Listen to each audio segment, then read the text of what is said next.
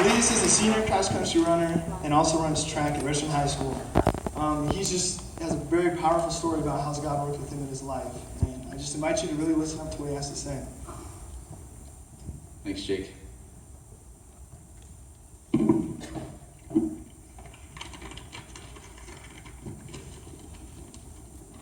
All right, so how's everybody doing?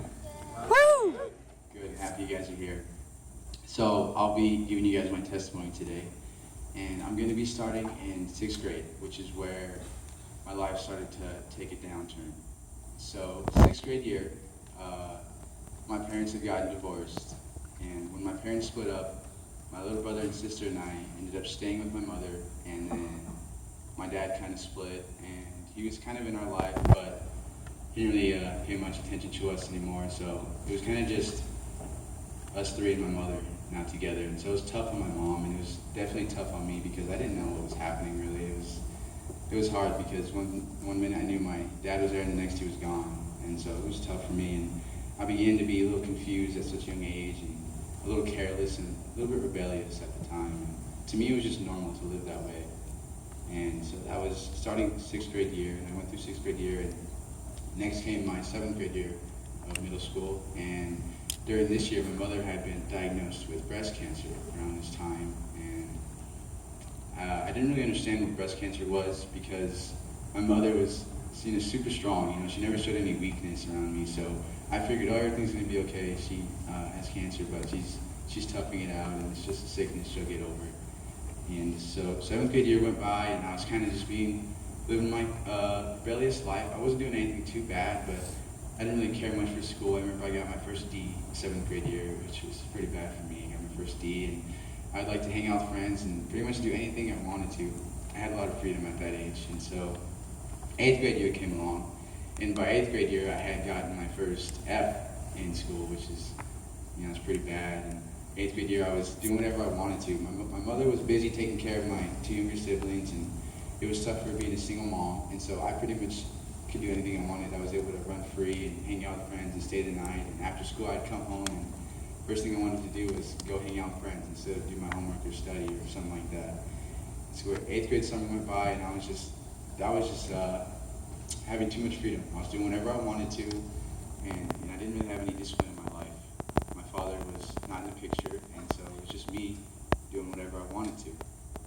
And by 9th grade year, my mother had overcome breast cancer, so I was so thankful for that. And 9th grade year came, my mother she beat cancer. She went through chemo and all that stuff, and you know, like all chemo patients do, she lost her hair and she got a little skinnier and all that stuff happened, but she overcame it, and so I was very happy to see that. But by 9th grade year, I almost hit rock bottom. 9th grade year, that's when things started to turn into ugly situations. And by 9th grade year, I started hanging out with the wrong crowd of people. I was influenced into starting to do drugs, and I got entangled up in doing drugs. And I'll tell you, man, that those things messed up my life.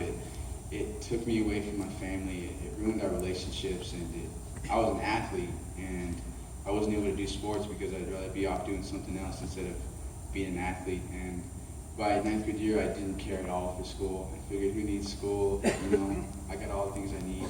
So I was just, you know, I was careless, and I didn't care about school. I had F's, and I was doing whatever I wanted to do. I was in drugs, and I was just, you know, being a wicked 9th grader. And I was young, you know, I was only in 9th grade, and I was already doing all this stuff. And I was losing relationships, I was losing close friends, and pretty much was just losing a lot of things. And I stayed on this path of wickedness for about three years. And it was difficult, it was tough, and I finally came to the point in my life where I was a little bit fed up with my lifestyle, and I said, you know, I'm not getting anything out of this. I've lost family, I've lost friends, I've lost my academics, I've lost sports, and I pretty much just lost everything that I ever loved. And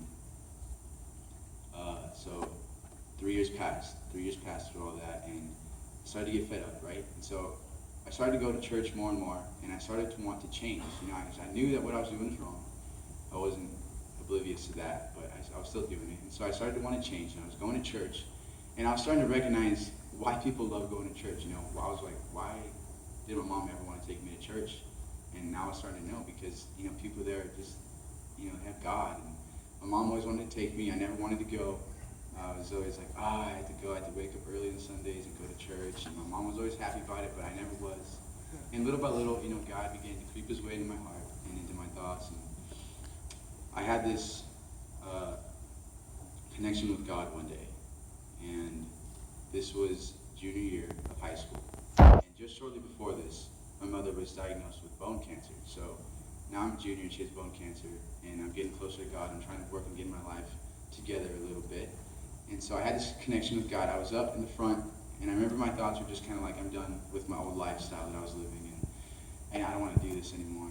And the pastor began to pray for me, and I just remember I was there, and I just started weeping, and I was crying, and I couldn't control it. But it was a good cry. It wasn't like a sad cry. It was a good cry, like a letting go of things.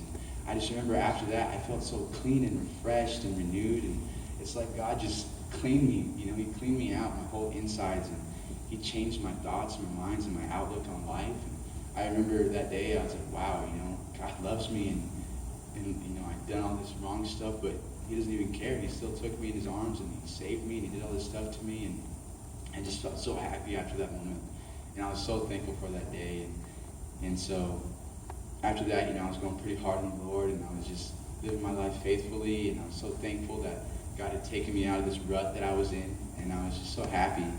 And kind of suddenly, my mom ended up passing away from bone cancer. And so that was probably like the hardest thing that ever happened to me in my entire life, because she was really everything that I had.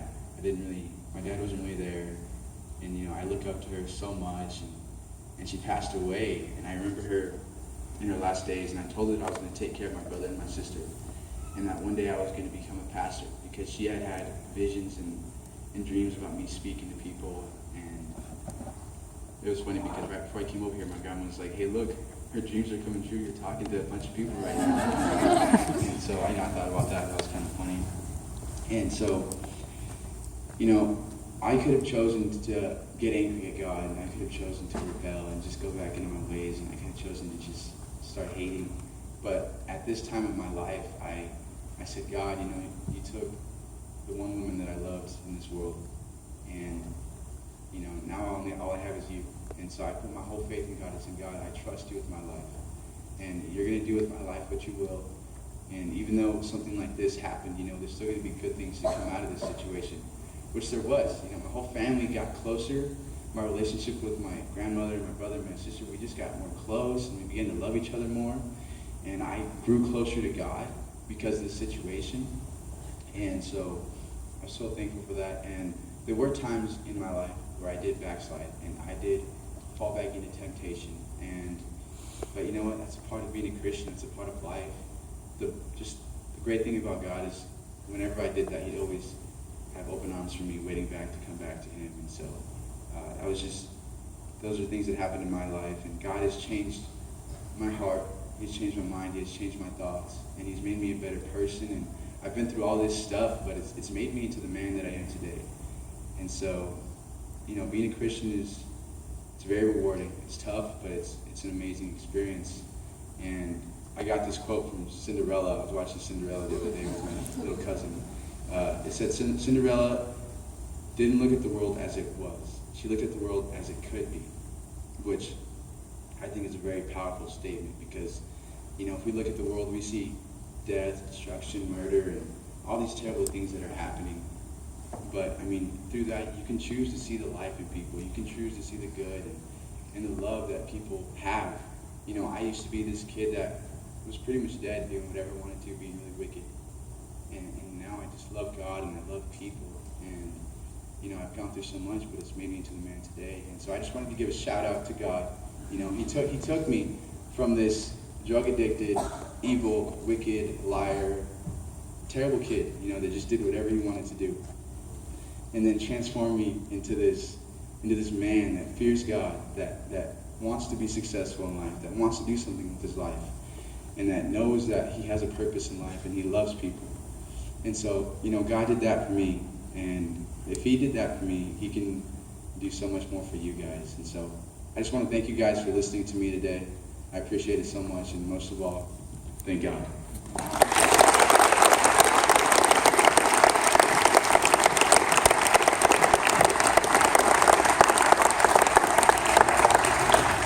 Thank you so much, Elias. It takes a lot of courage to do that. We really appreciate it here. Next to share us